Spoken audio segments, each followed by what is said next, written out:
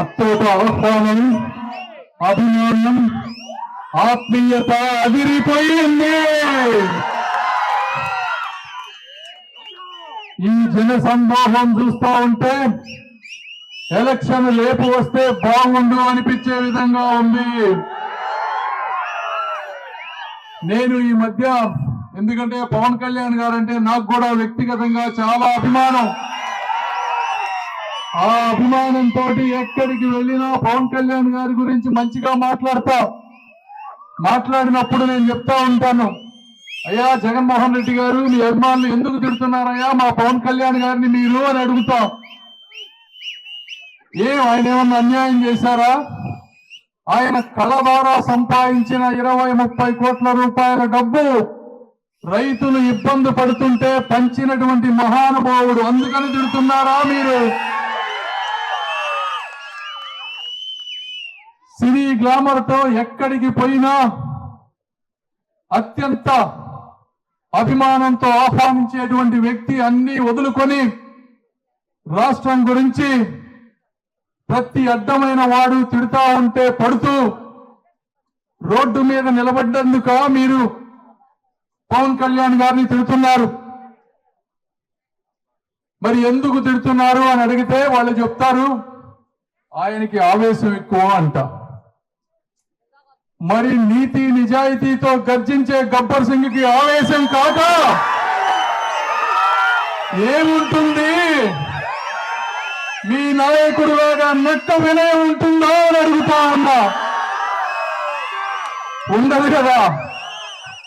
కాబట్టి పవన్ కళ్యాణ్ గారు ఈ రాష్ట్రం గురించి ఆయన తగ్గి మనందరినీ, మీ అందరినీ ముందుకు తీసుకువెళ్తా ఉన్నారు. ఈ రోజు బీజేపీ పొత్తు సాధ్యమైందంటే అది పవన్ కళ్యాణ్ గారి చొరవ.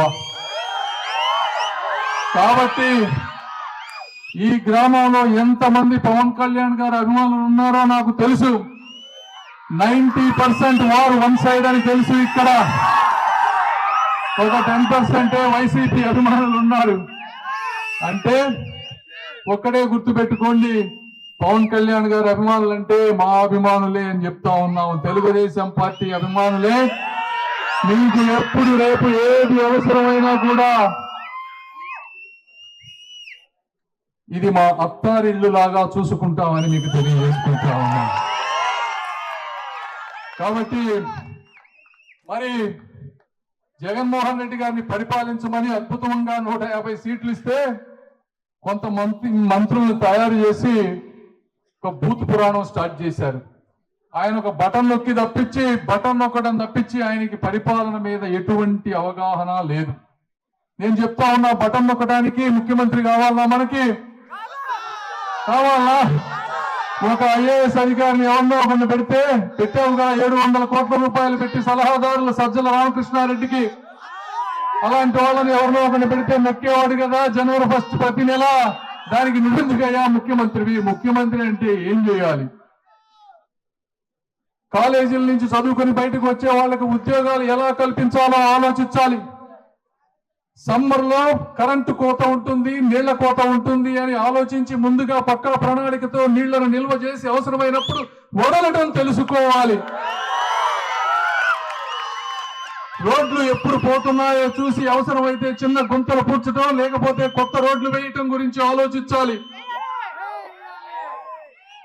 ఇవన్నీ ఆలోచించకుండా 4.5 సంవత్సరాలు బయటకు రాకుండా, ఒకవేళ పొరపాటున బయటకు వస్తే చెట్టు నరికించుకుంటా పోతూ, ఎక్కడైనా ప్రపంచంలో అశోకుడి దగ్గర నుంచి మొదలుపెట్టి చెట్లు నాటించిన వ్యక్తులని గూగుల్లో కొడితే 100 మంది పేర్లు వస్తాయి.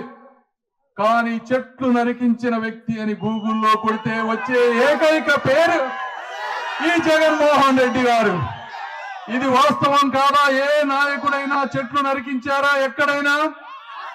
అంటే ఈ ప్రకృతి మీద ప్రేమ లేదు. ఒక చెట్టు మొలవాలన్నా పెరగాలన్నా దానికి ఎంత కృషి ఉంటుందో కూడా తెలియని ఒక అజ్ఞాని ఈ రోజు రాష్ట్ర ముఖ్యమంత్రిగా ఉన్నారు. మరి ఈ చుట్టుపక్కల ప్రాంతంలో రాజధాని వచ్చినప్పుడు పొలాల రేట్లు ఎంత ఉన్నాయి? ఒక్కొక్కరి సంపద ఎంతగా పెరిగింది.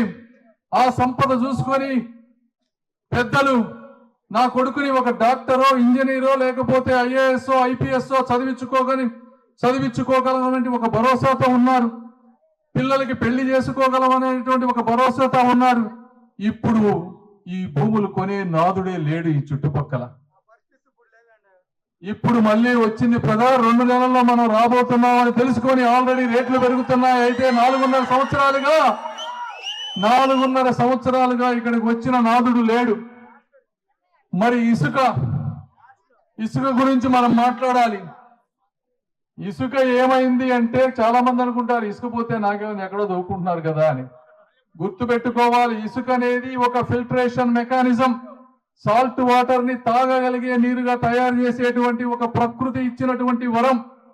ఆ ఇసుకను మీరు తవ్వుకుంటా పోతే భూగర్భంలోకి సాల్ట్ వాటర్ పోయి పంటలు పండకుండా, తాగటానికి నీళ్లు లేకుండా ఈ రోజు చుట్టుపక్కల గ్రామాలు ఉన్నాయి అంటే అది ఎంతటి దుర్మార్గపు రాజకీయమో మీరు అందరూ అర్థం చేసుకోవాలి.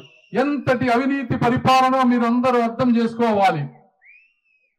దీని గురించి ఎంతో మంది కంప్లైంట్ చేశారు నేషనల్ గ్రీన్ ట్రిబ్యునల్ కి. చేస్తే వాళ్ళు వచ్చి సర్వే చేసి ఉన్న ఇసుక రీచులు 140 ఈ రాష్ట్రంలో ఒక 40 తవ్వుకోండి చుట్టుపక్కల గ్రామాలు లేనటువంటి ప్రాంతంలో ఎక్కడో అని చెప్పి ఇస్తే వీళ్ళు తవ్వినవి ఎన్నో తెలుసా? 500 తవ్వారు ఇసుక రీచులు. ఇది వాస్తవం, కనుక్కోండి. ఎందుకంటే నేషనల్ గ్రీన్ ట్రిబ్యునల్ ఐడెంటిఫై చేయని రీచ్లు కూడా 500 రీచ్లు కనిపెట్టి ఇష్టానుసారంగా తవ్వి ఆ తవ్విన ఇసుకని ఒక వేయింగ్ బిల్లు లేదు, ఒక జిఎస్టి లేదు, ఒక రాష్ట్రానికి రావాల్సిన రాయల్టీ లేదు. ఈ ఇసుకనంతా కూడా పక్క రాష్ట్రాలకి తరలించి ఇక్కడ ఉన్న తారు రోడ్లను పాడు చేసి అవినీతి సొమ్ముని తాడేపల్లి కొంపకి తరలిస్తున్నారు అని నేను చెప్తా ఉన్నాను ఈ రోజున. ఇది వాస్తవం కాదు అని జగన్మోహన్ రెడ్డి గారిని బైబిల్ మీద ప్రమాణం చేయమని నేను అడుగుతా ఉన్నాను. నీకు దమ్ము ధైర్యం ఉంటే వచ్చి ప్రమాణం చేయి, నేను చెప్పిన దాంట్లో ఒక్కటన్నా వాస్తవం ఉందా కాదా అని. అది కాకపోగా తెలుగుదేశం పార్టీ గవర్నమెంట్ ఉన్నప్పుడు చంద్రబాబు నాయుడు గారు ఇటువంటి ఇసుక ఇబ్బందులు జరుగుతున్నవని ఇసుక ఫ్రీగా ఇస్తే ఇసుక ఫ్రీగా ఎందుకు ఇచ్చారని ఆయన మీదే కేసులు వేశారు ఆ రోజున. ఇది కూడా వాస్తవం. అదే విధంగా ఇప్పుడు నేషనల్ గ్రీన్ ట్రిబ్యునల్ కి ఇక్కడెక్కడ ఇసుక అరాచకం జరగటం లేదని 25 మంది కలెక్టర్ల చేత దొంగ లెటర్లు రాయించిన మాట వాస్తవం కాదా జగన్మోహన్ రెడ్డి గారు అని నేను అడుగుతా ఉన్నా. పాపం ఆ కలెక్టర్లో కొంతమందికి బలహీనతలు ఉంటాయి. కొంతమంది డబ్బుకు కక్కుర్తి పడతారు, కొంతమంది వేరే వాటికి కక్కుర్తి పడతారు. వారి బలహీనతలను అడ్డం పెట్టుకొని కలెక్టర్లను కూడా నీ అవినీతి ప్రపంచంలో భాగస్వామ్యులను చేసి మా ప్రకృతి వనరులను దోచుకొని పక్క రాష్ట్రాలకు తరలిస్తూ ఉంటే ప్రశ్నించడానికి ఒక పెమ్మసాని వస్తాడు, ఒక పవన్ కళ్యాణ్ వస్తాడు, జగన్మోహన్ రెడ్డి గారు వస్తాం. నువ్వు ఏ శక్తిని అడ్డు పెట్టుకున్నా కూడా నీ అవినీతి సామ్రాజ్యాన్ని కూకటి వేళ్లతో పెకిలిస్తామని తెలియజేసుకుంటూ మీరు ఇచ్చినటువంటి అభిమానానికి మంత్రముగ్ధులమై ఉన్నాం. మేము మళ్ళీ అభివృద్ధి రూపంలో మీకు తిరిగి దీన్ని ఇస్తామని తెలియజేసుకుంటూ ఈ అవకాశం ఇచ్చిన ప్రతి ఒక్కరికి కూడా నా హృదయపూర్వక కృతజ్ఞతలు తెలుపుకుంటూ ఉన్నాను. ఈ ప్రాంతంలో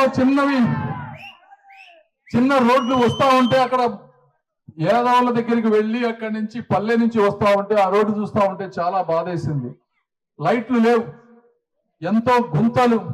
ఆ రోడ్ల మీద నైట్ టైం కనుక ఎవరన్నా పొరపాటున ముందు దాకి వెళ్తా ఉంటే పడి చనిపోవడానికి ఎంతో ఆస్కారం ఉన్నటువంటి పరిస్థితి.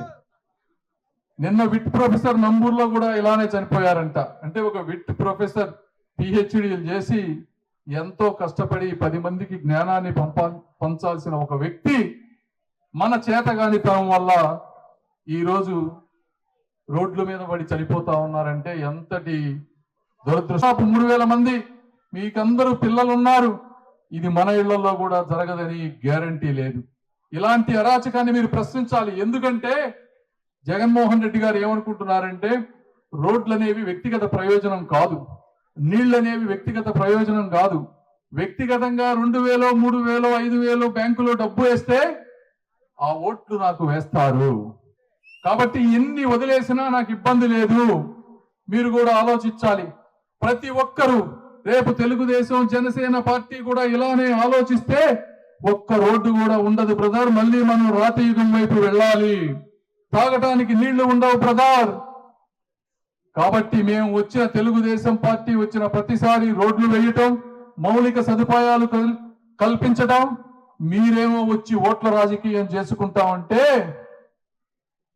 మీరందరూ తెలివైన చైతన్యవంతులైనటువంటి గుంటూరు ప్రజలు. ఇలాంటి చరిత్ర మళ్ళీ తిరిగి రాకూడదని ఒక్క ఛాన్స్ ఇచ్చిన వ్యక్తికి మళ్ళీ పులివెందుల దాకా తరిమి కొట్టాలని మీ అందరికీ తెలియజేసుకుంటూ మనస్ఫూర్తిగా సెలవు తీసుకుంటున్నాను. Thank you. జై జనసేన, జై పవన్ కళ్యాణ్, జై చంద్రబాబు, జై టీడీపీ, జై BJP. Thank you, thank you, thank you. ఒక్క విషయం